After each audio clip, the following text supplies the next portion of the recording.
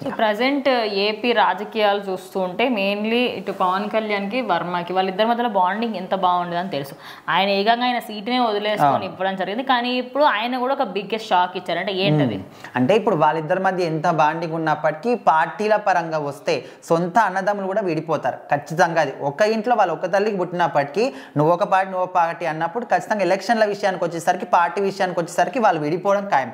So ఇక్కడ కూడా same అదే జరుగుతుంది. సో ఇప్పుడు రీసెంట్ టైంలో వినిపిస్తున్న మాట ఏంటంటే డిప్యూటీ సీఎం హోదాలో పవన్ కళ్యాణ్ ఉన్నాడు ఓకే, కానీ నారా లోకేష్కి ఇప్పుడు డిప్యూటీ సీఎం ఇవ్వాలి. ఇంకా పవన్ కళ్యాణ్ ఏం చేస్తారా ఇదంతా ఎవరు పట్టించుకోవట్లేదు. ముఖ్యంగా టీడీపీలో ఉన్న వాళ్ళు కొంతమంది కార్యకర్తలు మాత్రం ఈ విషయాన్ని తీసుకొస్తున్నారు. ఎందుకంటే ఇప్పుడు ప్రభుత్వం గెలిచినప్పుడు అందరూ కూడా మాట్లాడుకొని బీజేపీ వాళ్ళు కావచ్చు, టీడీపీ వాళ్ళు, జనసేన వాళ్ళు కేంద్రం నుంచి కూడా అందరూ ఒక నిర్ణయం తీసుకొని పవన్ కళ్యాణ్కి డిప్యూటీ సీఎం ఇచ్చారు. దానికి అందరూ కూడా ఆమోదం తెలిపారు. అందరూ కూడా ఇప్పుడు సపోర్ట్ కూడా చేస్తున్నారు.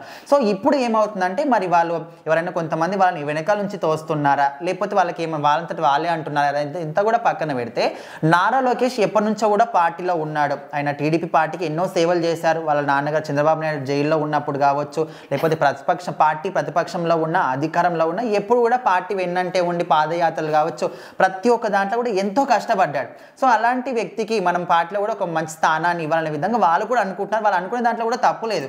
కానీ ఈ ఒక్క విషయాన్ని ఎప్పుడైతే ప్రభుత్వం గెలిచినప్పుడు ఈ ఒక నిర్ణయం తీసుకున్నారో అప్పుడే ముందు తీసుకొచ్చేది ఉండే. సో ఇప్పుడు ఆల్మోస్ట్ ఆయన డిప్యూటీ సీఎం అయిపోయింది, అంత సవ్యంగా జరుగుతుంది, నిర్ణయాలు తీసుకుంటున్నారు, పరిపాలన సాగుతుంది. దాదాపు ఒక 7-8 నెలల సమయం తర్వాత ఇప్పుడు అడిగితే కష్టం అది.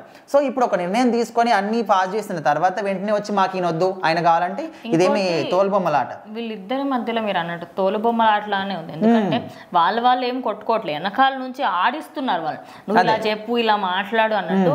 ఇంకోటి నారా లోకేష్ ఏ రోజు కూడా ఆయన అరే నాకు ఇంత పెద్ద పదవి కావాలని చెప్పలేదు. అండ్ ఇటు ఈయన కూడా ఏ రోజు నాకు సీఎం పదవి కావాలి అని చెప్పారు. ఓవరాల్ గా చూసుకుంటే అంటే వీళ్ళిద్దరి మధ్యలో ఇన్ కేసు నిజంగా వీళ్ళిద్దరిలో ఎవరు వర్తనే ఖచ్చితంగా చంద్రబాబు నాయుడుకి పవన్ కళ్యాణ్ వర్త అనిపిస్తారు. అంతే. బికాస్ రాజకీయాలలో ఈ మధ్య ఆయనకి ఐటీ మినిస్టర్ వరకు ఆయన రాగలిగాడు అంటే ఆయన చేసిన పాదయాత్ర దానివల్ల ఎక్కువగా పేరు వచ్చింది. కానీ ఆయనకి 10 సంవత్సరాల నుంచి ఉంది. ఇప్పుడు ఎందుకు ఆయన 100% స్ట్రైక్ రేట్ తో గెలిచారంటే ఆ 10 సంవత్సరాల కష్టమైనది. అంటే ఒక రాజకీయవేత్త కొడుకుగా మీకు తెలుసు అందరికి, ఆయన ఒక సినిమా యాక్టర్ గా తెలుసు. ఆయన రాజకీయాల్లోకి రావడమే చాలా గొప్ప విషయం. అలాంటి ఇంత స్థాయి వరకు వచ్చి ఇప్పుడు అందరు ఎట్లా అంటే వెనకాల నుంచి పొడవడం అనేది కరెక్ట్. అంటే ఇప్పుడు ఎవరెన్ని మాటలు మాట్లాడినప్పటికీ వెనకాల నుంచి కార్యకర్తలు అన్నప్పుడు ఎవరైనా ఒక మాట అంటే దానికి రియాక్ట్ అయిపోయి అంటారు.